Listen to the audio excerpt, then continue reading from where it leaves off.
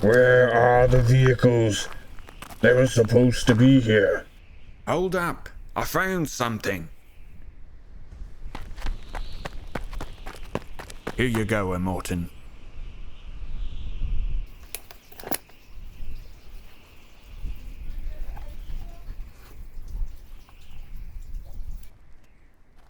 Is this some sort of joke?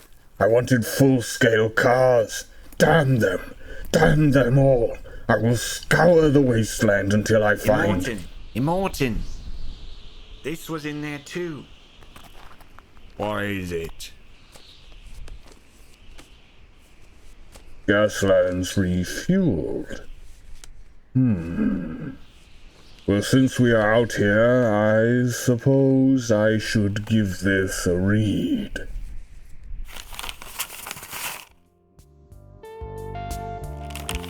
Inspired by the Mad Max franchise, Gaslands is a tabletop skirmish wargame of turbulent races and explosive demolition derbies. In the game, players control teams of vehicles represented by little diecast cars. The game itself is good chaotic fun, and part of the entertainment comes from customizing your own Hot Wheels and Matchbox cars into apocalyptic war machines. In this video, I will modify some diecast vehicles for use in Gaslands. I've chosen 3 cars to modify. First up is this slick Hot Wheels car. The vehicle is pretty small and the chassis has an aerodynamic shape. The exposed engine in the back of the car is also cool. I would consider this to be a buggy in Gaslands. The model is titled So Fast. That is literally what it says on the bottom. I can imagine this name can be confusing in conversation. Hey, that's a pretty cool model car there. What's its name? It is so fast. Yeah, it does look really fast. But what's it called? It's so fast. Yeah, you said that already. Listen, it looks like quite the speedy roadster. Not Roadster. Deuce Roadster. And it's a completely different Hot Wheels car. Okay, but what's this one called? It's so fast.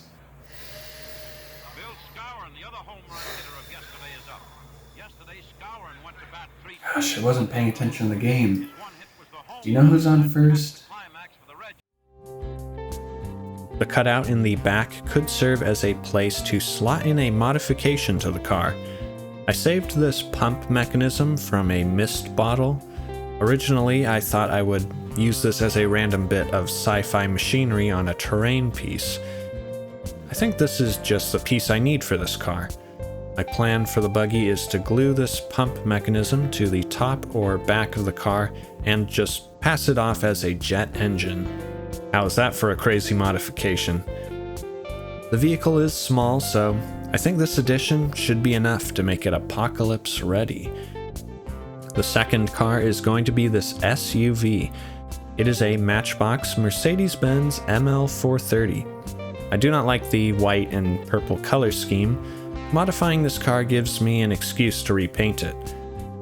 One thing this model does have going for it, though, is its bulky shape. This model looks chunky next to some of my other die-cast cars, and that is something I can capitalize on. I could turn this into an apocalyptic armored vehicle. I have this little wacky plastic gun. It was part of a model turret from a pack of cheap plastic army men. This looks like a cross between a heavy machine gun, a cheesy science fiction blaster, and a water squirt gun. It could easily represent one of the more expensive or eccentric weapons in Gaslands because of its size and shape. I will add it to the SUV. The model is big enough to reasonably carry this weapon. The third car is just another generic die-cast race car. The biggest downside to this model is that the windows and windshields are opaque black plastic. I can partially cover the windows to draw attention away from this detail. I would like to put some simple, smaller weapons on this car. I have a bunch of extra bits from some hard plastic miniature kits. These will work as chassis-mounted weapons. Maybe I can craft one of the guns to look like it has a turret mounting so that it can spin 360 degrees in-game. Before I can add the extra bits to these cars, I need to disassemble and clean the models. Taking apart these cars is pretty simple. Nearly all of the diecast vehicles have one or more of these rivets fastening the chassis to the model's underside piece. Disassembly is just a matter of removing the heads of these rivets and pulling the pieces apart. I am using a power drill to remove the rivet heads, but I have heard that a sharp, strong screwdriver will also work. Be careful when removing the rivet heads, but also when handling what remains of the rivets, as the drilling can leave behind very sharp edges.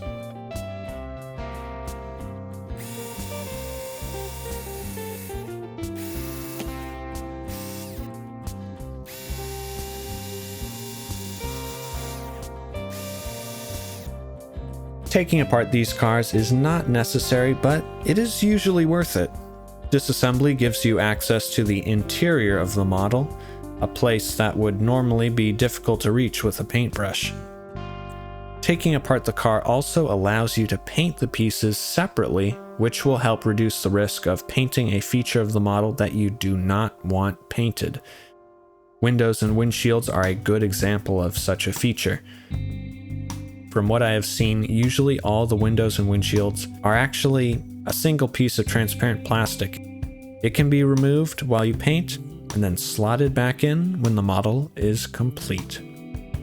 It is clear that these vehicles need a good cleaning. Just look at the interior from the SUV. Yuck. I bought these models used and they have quite the accumulation of gunk.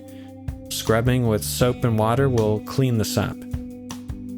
I've noticed that some diecast cars, especially the cheap promotional ones, have stickers instead of painted details. These have to go.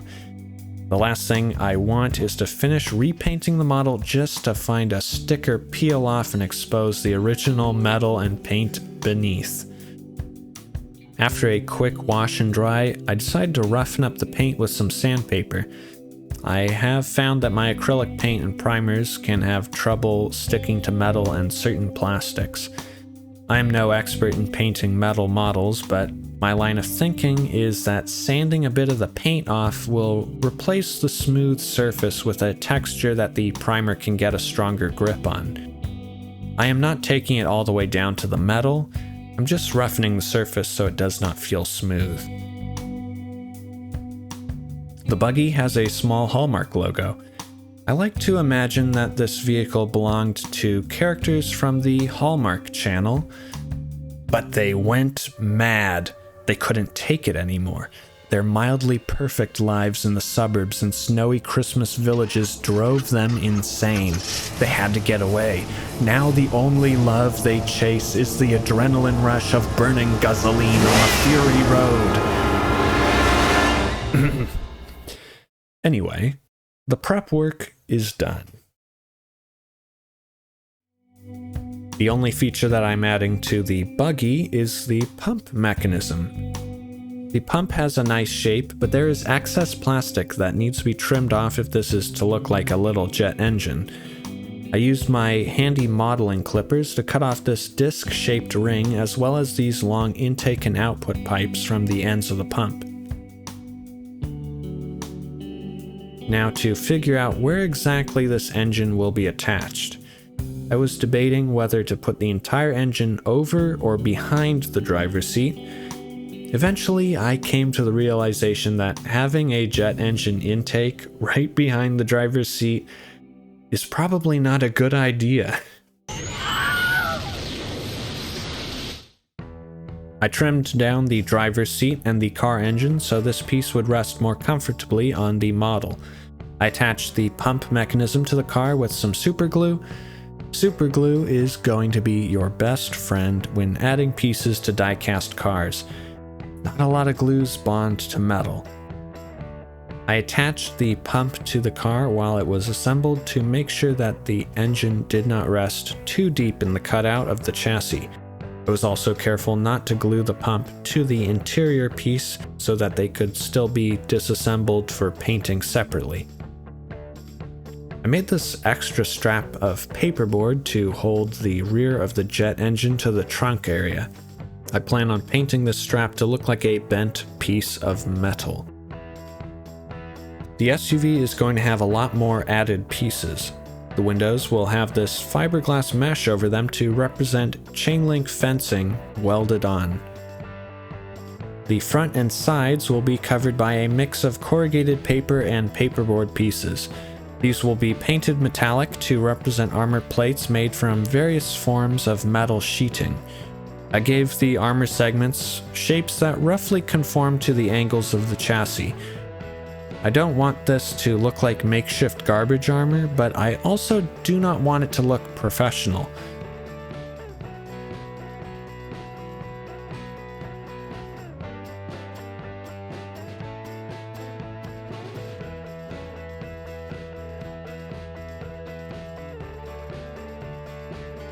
This metal nut will work as a base for the gun to attach to the roof.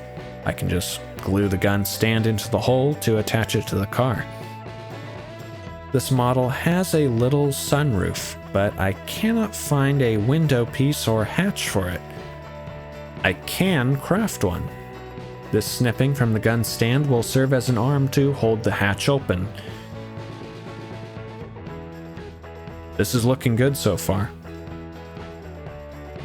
The race car modifications start in a similar way. I glue some fiberglass mesh over the windows. This addition is important to this vehicle because the window piece is just opaque black plastic. The mesh will hopefully hide the window beneath. I used too much super glue here and a warped piece of mesh.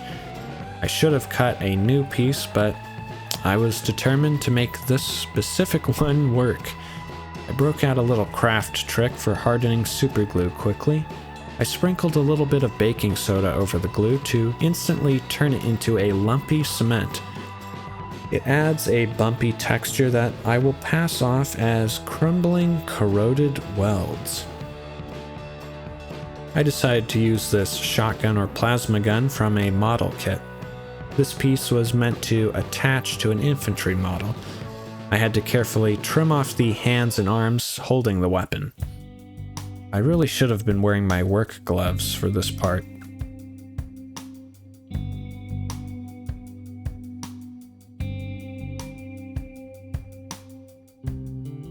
I want to make this other hard plastic firearm into a turret-mounted machine gun. I decided to use another one of these nuts to represent the base of the turret. I glued a few tiny pieces of paperboard to the left and right of the gun to fill in the sides and then topped off the turret with the head of a brass split pin fastener. In-game, this gun is going to have a 360-degree firing angle. I glued it facing a diagonal direction to hint that it is neither front nor is it side-mounted. That is it for the modeling phase of this project. It is important to prime before painting. This is especially true when painting non-porous surfaces such as these metal and plastic cars. I am brushing on some acrylic polyurethane surface primer. This will help the layers of paint adhere to the model. These diecast vehicles often have a plastic underside, but that's not the case for the buggy here. I will leave this piece unpainted as the raw metal will actually go with the color scheme I have planned. A few hours later, I got started painting. I wanted this buggy to have a metallic paint job. I applied a coat of gunmetal to the chassis. I like to think that the owners of the vehicle have given up on painting the car because the immense speeds paired with a sandy wasteland environment just sandblasts the paint off the car. I painted the recessed sections of the jet engine intake black, like the interior is dark. The shape here is why I chose this piece.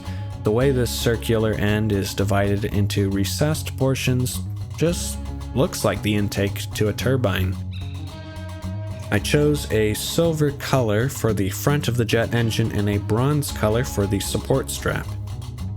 This color distinction will hopefully carry the implication that these features were not originally part of the vehicle. The interior piece has some features that are inside and outside of the cab. I painted the seat black and the rest of it silver. That is all for now on the buggy. I started painting the SUV with a layer of black on what few exposed bits of chassis remain. I followed up by painting the metal sheeting and window mesh a gunmetal color. I gave the crazy roof gun the same color scheme and later touched up on the edges of the bullet chain with a little gold paint. Painting headlights just feels weird. I tried a little gray paint on the SUV's headlights. I also tried giving the interior a gray color scheme, but it just did not sit right with me.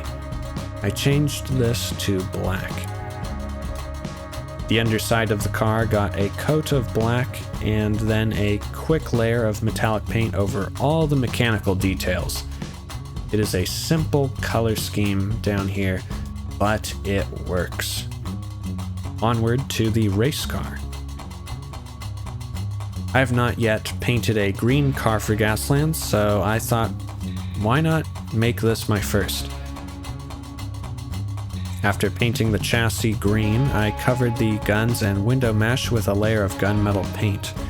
I like to paint firearms to have a mix of black and metallic components, so I went back over the hood-mounted gun and the roof turret with some black paint.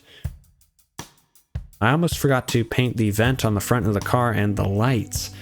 This time I tried a silver color because a lot of car lights that I see are surrounded by reflective material to help focus the light from the bulb outward and away from the vehicle.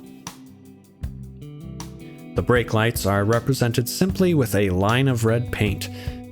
Let's be honest though, road bandits don't need brake lights. This model is much simpler than the others, and that simplicity extends to the underside as well. I coated the underside black and gave these few pipes a dusting of gunmetal paint.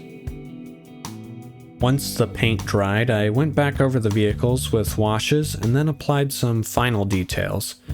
The race car received a black wash on account of the chassis already being a dark shade of green. The SUV got a thick coat of what I thought would be a dark brown wash, but actually came out like a motor oil brown. This wash tinted the metal plates to have a greasy, oily color. It was not what I was expecting, but I love it. I initially gave the buggy a black wash, as I wanted to avoid tinting the metallic color, but after seeing the results on the SUV, I couldn't help but brush on a thin layer of that brown wash. I wanted to try out a new effect on the jet engine. I've seen pictures of miniatures that have been painted in ways that imitate the coloration of heat-stressed metal. This jet engine on the buggy is the perfect opportunity for me to try out this technique.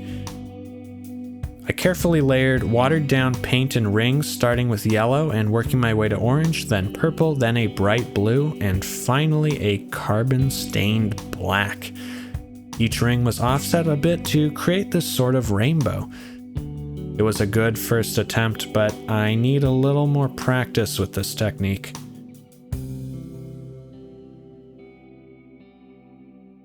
I like adding rust to these apocalyptic vehicles. I stippled some brown paint on the cars and then stippled over those areas with a dusting of bright orange. I applied a moderate amount of rust to the jet buggy. In hindsight, this vehicle would have been just fine without the rust effects. I went a little heavier on the SUV as it has a lot of exposed metal plates. I focused more of the rust on the lower edges where the mud could be kicked up onto the armor and cause corrosion. The green race car got the most rust, maybe too much rust. I went heavy around the windows because the super glue left a rough texture there. To balance it out, I stippled a lot of rust everywhere else. At least the weapons themselves escaped the rust effects, though. There is just a little more work that needs to be done before these vehicles can be sent out into the wasteland. Once the paint had fully cured, I gave each vehicle 3 coats of varnish. I decided upon matte varnish for the SUV and the racecar. I applied extensive rust effects to the racecar so it should not appear shiny. The SUV turned out looking like a homemade war machine, and I think the matte coat fits that theme despite the exposed metallic features. I decided upon satin varnish for most of the buggy because I wanted all that metallic paint to keep a reflective sheen. I chose matte varnish for the heat-stressed portion of the jet engine. Heat-stressed metal can be smooth and shiny. In this case, I envision the end of the engine to be coated with a dusting of carbonized gunk, a layer that I would imagine scatters light more than reflects it. The final step is to reassemble the cars and seal them together with a little superglue. This was the part I was waiting for. A nice drop of superglue in the rivet holes is enough to hold most of these cars together. This is also a good time to glue the wheels in place. It's fun to let the wheels spin, but it can get annoying if the model keeps rolling off of uneven terrain on the tabletop. Finally, these 3 vehicles are done. I call this vehicle Jet because of the aerodynamic chassis and the roof-mounted jet engine, of course. I would say this model is the most fun out of the 3.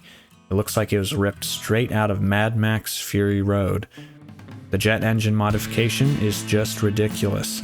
The exposed car engine is, well, less exposed, but it is a small price to pay. I'm glad I tried to simulate that heat-stressed coloration on the engine output.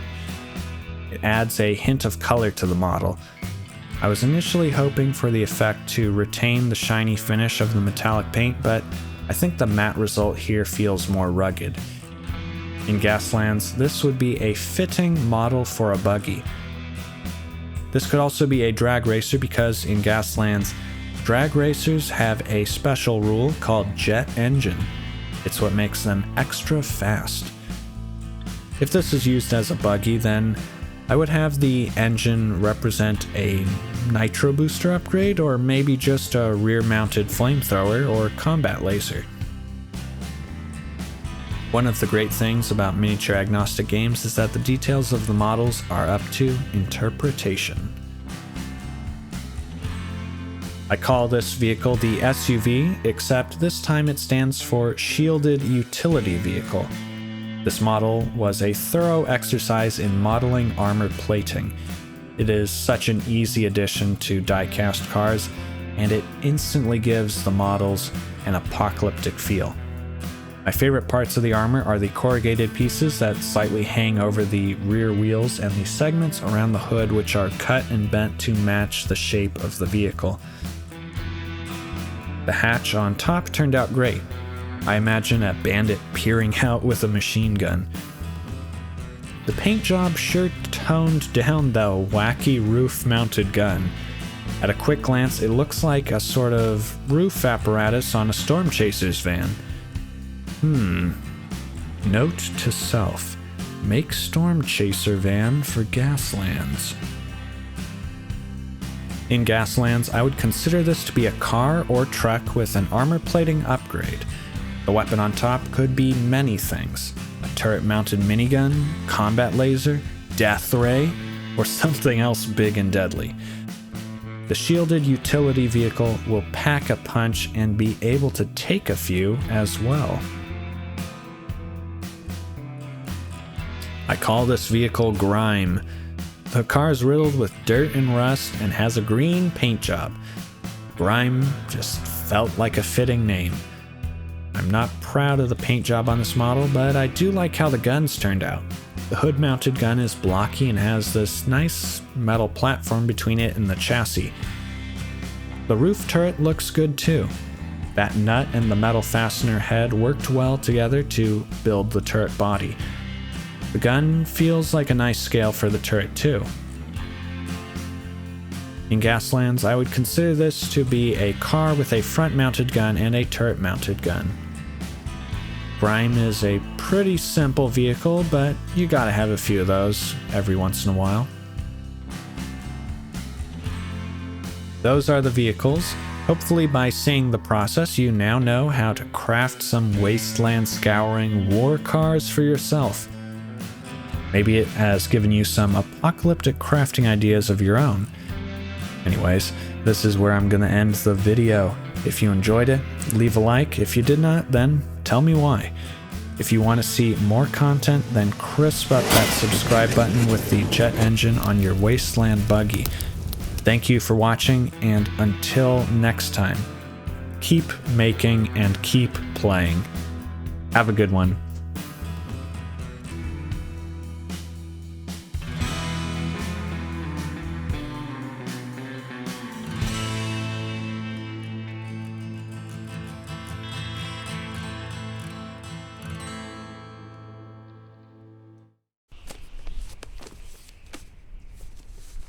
The rules.